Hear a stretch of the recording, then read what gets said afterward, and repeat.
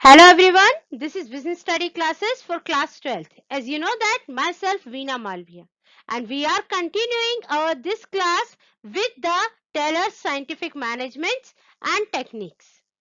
In the previous class, we had already completed the scientific management in a theory based.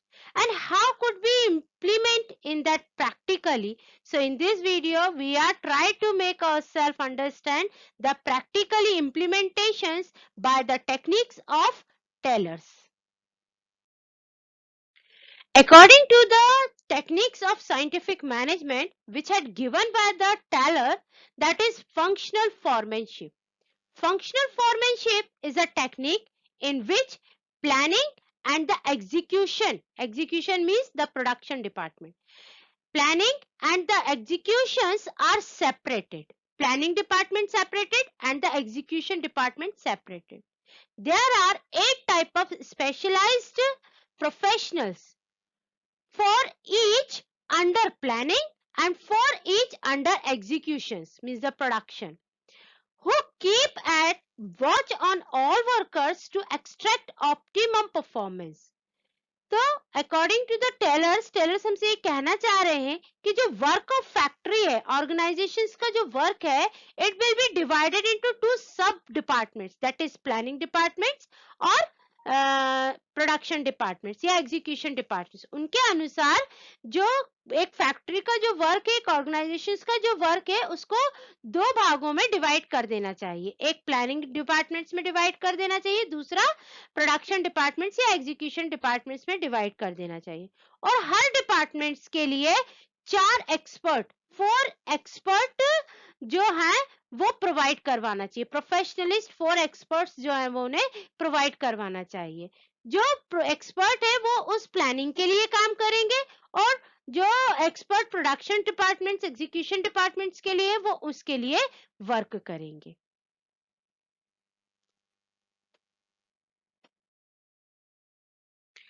So according to this chart हमें दिख रहा है कि the factory work is divided into 2 parts, that is planning in charges and the production in charges. जो planning expert, planning specialist जो है वो होंगे instructions card clerk, then route clerks, time and cost clerk, disciplinary clerk.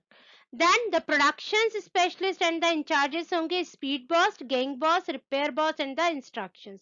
अब ये सब मिल करके क्या काम कर रहे हैं? ये सब मिल करके वर्कर्स को वॉच ओवर कर रहे हैं, देख रहे हैं, उनके लिए वर्क को प्रिपेयर कर रहे हैं.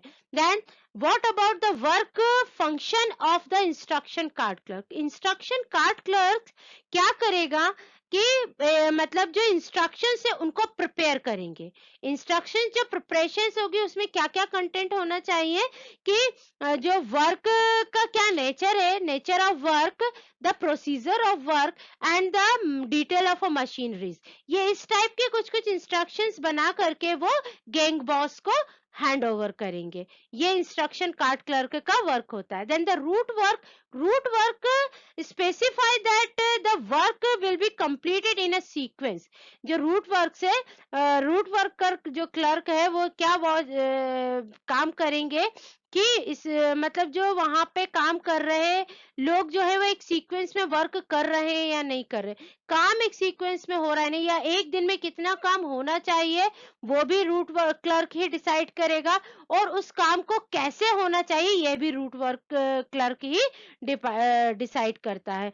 और जो टाइम एंड कॉस्ट क्लर्क होता है उसका ये काम होता है कि वो एक ऑर्गेनाइजेशंस में किस काम के लिए कितना टाइम कंज्यूम होना चाहिए और उस टाइम पीरियड में वो काम कितना कंप्लीट होना चाहिए, मतलब वर्क इफेक्टिव भी और इफिशियंसी भी उसमें आए, यानी कम समय में ज्यादा से ज्यादा अच्छी क्वालिटीज का वर्क हम काम कर सके, उसका जो देख रेख है वो टाइम एंड कॉस्ट क्लर्क करते हैं. देन द डिसिप्लिनरी क्लर्क का काम होता है कि पूरी ऑर्गेनाइजेशंस में जो वर्क किया जा रहा है उस वर्क को एक डिसिप्लिन मैनर में चल रहा है या नहीं, इस चीज को लुक आफ्टर करना होता है. And the same conditions here the divided the some specialist, that is gang boss.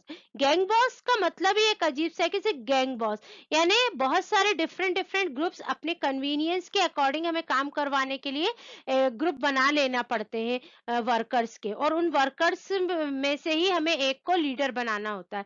वो लीडर जो होता है वो गैंग बॉस होता है। वो गैंग बॉस उस वर्क को हो रहा है, उस वर्क को करने में कोई प्रॉब्लम तो नहीं आ रही है, वर्कर्स को और मशीनरीज को जस्टिफाई करते हैं और वहां के एटमॉस्फेयर्स को बैलेंस करते हैं। स्पीड बॉस का ये काम होता है कि जो ऑर्गेनाइजेशंस में वर्क चल रहा है वो वर्क, अब वर्कर्स जो है वो पूरा इफिशियंसीज के साथ अपनी स्पीड, जो एक्सपेक्टेड स्पीड में वर्क चलना चाहिए उस स्पीड में वर्कर वर्क कर रहे हैं या नहीं कर रहे हैं। अगर नहीं कर रहे हैं then we have to be find out the cause, हमें उसका कारण ढूंढने का काम जो है वो स्पीड बॉस करता है।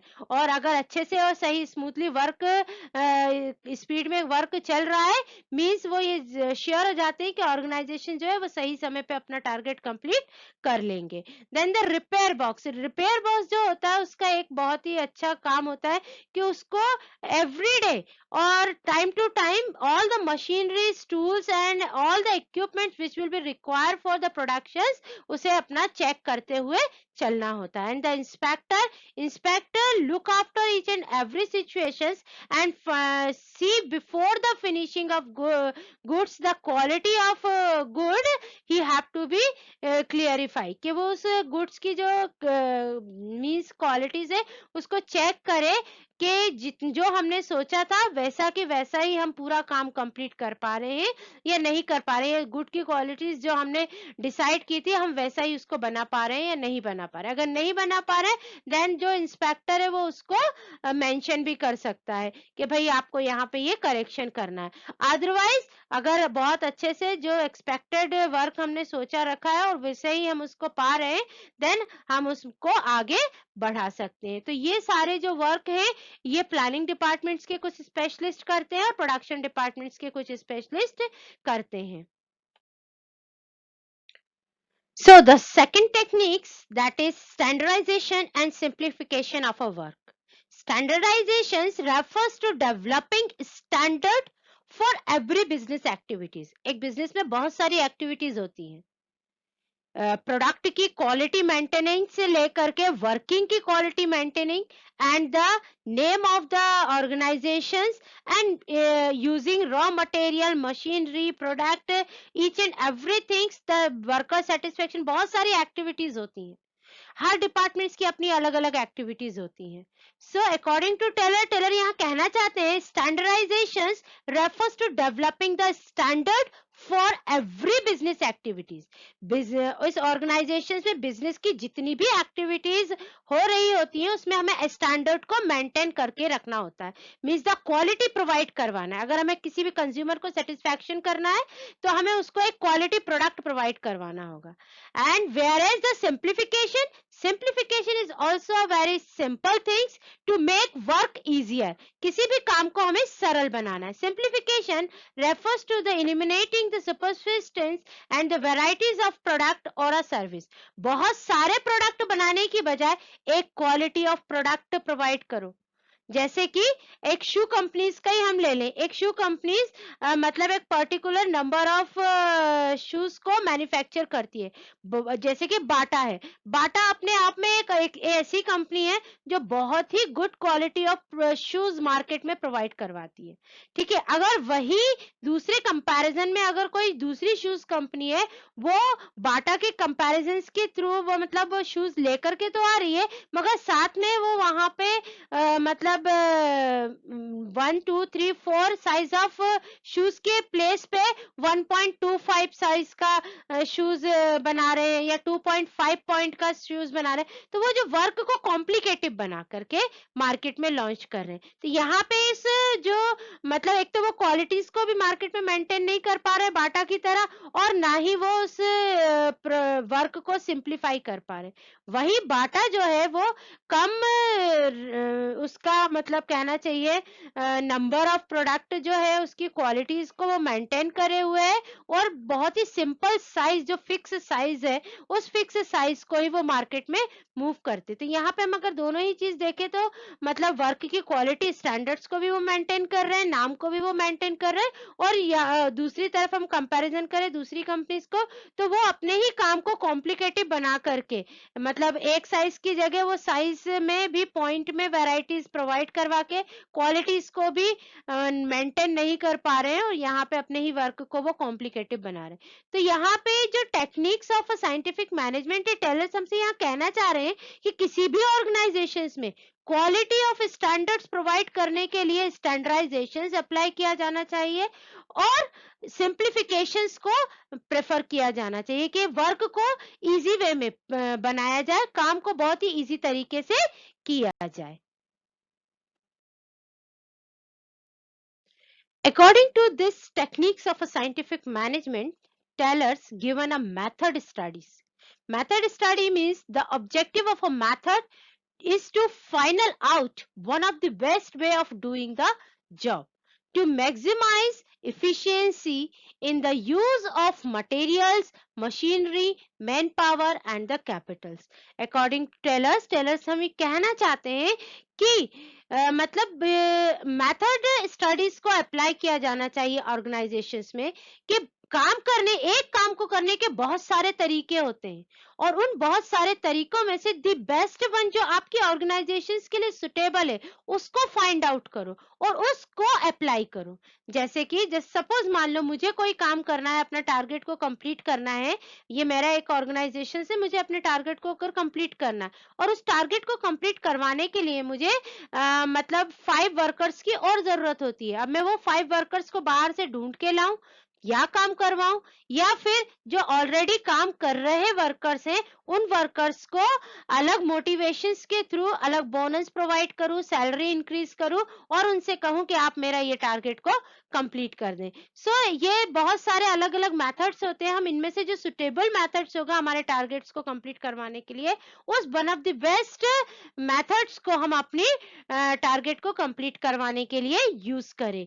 और इससे ये होता है कि हम मतलब जैसे मैन पावर से, मटेरियल से, हम अच्छे से अच्छे बहुत सारे मटेरियल्स मार्केट में अवेलेबल है हर प्रकार के, कहीं चाइना का मटेरियल से, कहीं इंडिया का मटेरियल से, the according to the quality wise हमको अच्छे से अच्छा मटेरियल यूज करना चाहिए। अगर मशीनरीज अवेलेबिलिटीज है, बहुत सारी मशीनरीज अवेलेबल है बहुत सारी कंपनीज की, हमें बहुत दी बेस्ट कंपनीज की मशीनरीज को अप्लाई करना चाहिए, या बेस्ट कंपनीज की मशीनरीज को सेलेक्ट करना चाहिए अपने मतलब वर्क को कंप्लीट करवाने के लिए। मैन पावर है जो इफेक्टिव और इफिशिएंट मैन पावर है हमारे पास, हमें उनका यूज करके, हमें लेजी और जो काम नहीं करने वाले वर्कर्स हैं उनका सिलेक्शन नहीं करना चाहिए। या फिर जो कैपिटल है हमारे पास, जो कैपिटल ऑलरेडी अवेलेबल है, रिसोर्सेस अवेलेबल है, उनका एक प्रॉपर वे में यूज करना चाहिए। According to the techniques of a scientific management, Steller had given us a motion study. The motion studies seek to eliminate unnecessary motion in the executions of a job to enable it to be completed in less time efficiently. Then Taylor's had given us this studies and said that कि किसी भी organisations में जो unnecessary activities होती हैं उन्हें हमें मतलब हटा देना चाहिए। हमें जरूरी नहीं है कि उन अननेसेसरी एक्टिविटीज को हमें उसमें मतलब फालतू में करते रहना चाहिए। वहां पे जो अननेसेसरी एक्टिविटीज हैं जहाँ जिनकी कोई जरूरत नहीं है, हमें उन्हें वहां से हटा देना चाहिए। तो अगर हम हटा देते हैं तो वहां पे जो टाइम कंज्यूमिंग है वो कम हो जाता है, और वर्क की इफिशियंसी है वो अच्छे से बढ़ जाती है और ज्यादा बढ़ जाती है। According to this techniques of a scientific management, the Taylor had given us a time study. The time study means that determines the standard time taken to perform a well defined job. जो काम उस particular time के लिए fixed किया गया है, उसको उसी particular time में complete होना चाहिए एक standard qualities में. The objective of a time study is to determine the number of workers to be employed, frame a suitable initiative scheme and determine the labor cost. And according to the times and the workers, वहां पे उस पूरे work को frame किया जाना चाहिए, उनका incentive और जो लेबर कॉस्ट है वो भी अकॉर्डिंग टू टाइम होना चाहिए. According to the techniques of a scientific management of these principles, the Taylor had said that fatigue studies seek the determined amount and the frequency of rest interval in completing the task. Taylor's का ये मानना था कि किसी भी organisations में काम कर रहे वर्कर्स को रेस्ट प्रोवाइड करवाना चाहिए. अब ये जो रेस्ट प्रोवाइड करवाना है उन्हें किस टेक्निक से उन्हें रेस्ट कितना दिया जाना चाहिए, कितने ड्यूरेशंस का दिया जाना चाहिए और कितनी बार दिया जाना चाहिए, इन सबका जो डिसीजन लिया जाता है वो फैटिग स्टडीज के अकॉर्डिंग लिया जाता है. तो अकॉर्डिंग टू टेलर्स, वर्क की इफिशियंसी लेवल को बढ़ाने के लिए, वर्कर्स की इफिशियंसी लेवल को बढ़ाने के लिए और वर्क को पूरे फ्लो के साथ डबल से या दोबारा उसको उसी स्पीड में करवाने के लिए बहुत जरूरी है कि काम कर रहे ऑर्गेनाइजेशंस में जो वर्कर्स है उन्हें time to time rest provide करवाना चाहिए. According to techniques of a scientific management principle given by the Taylors, that is differential piece wage system.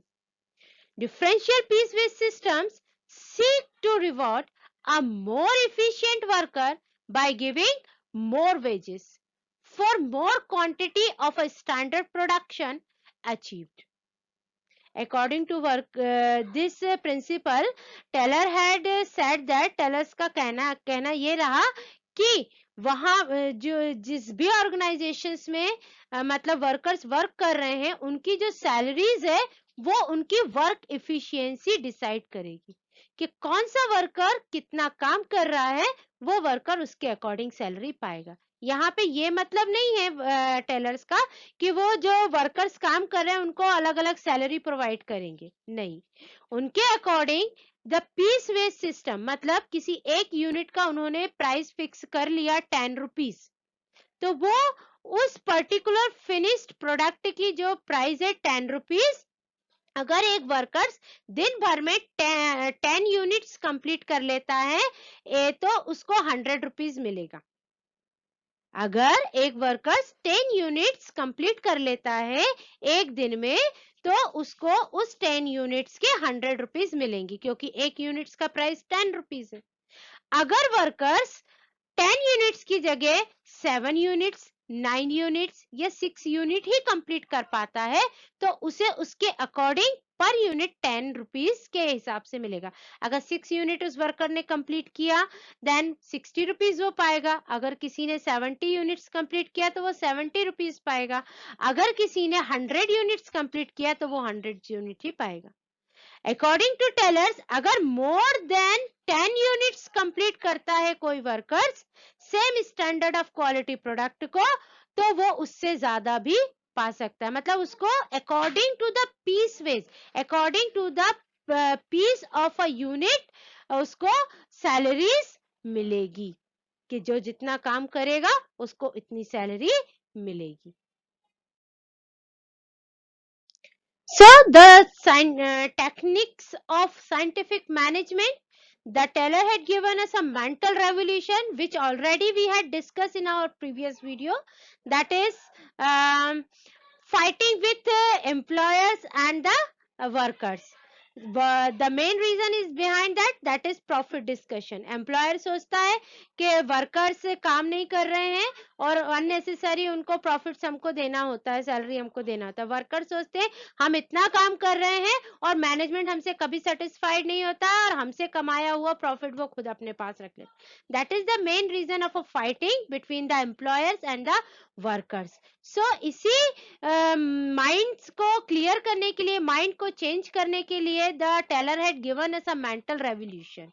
It involves a change in the attitude of our workers and the management system towards one another, from competitions to the cooperations. कि उनके बीच में ये जो fighting है, ये जो competition unnecessary create हो जाता है प्रॉफिट को लेकर के, फैसिलिटीज को लेकर के, या फिर मतलब वर्किंग एटमॉस्फेयर को लेकर के, वो नहीं होना चाहिए. उसको खत्म करने के लिए टेलर्स का कहना है कि मेंटल रेवोल्यूशंस टेक्निक्स का यूज करना चाहिए, ताकि एम्प्लॉयर्स एंड द वर्कर्स दोनों ही आपस में मिलकर के काम कर सके, एक कॉपरेशंस के साथ में काम कर सके.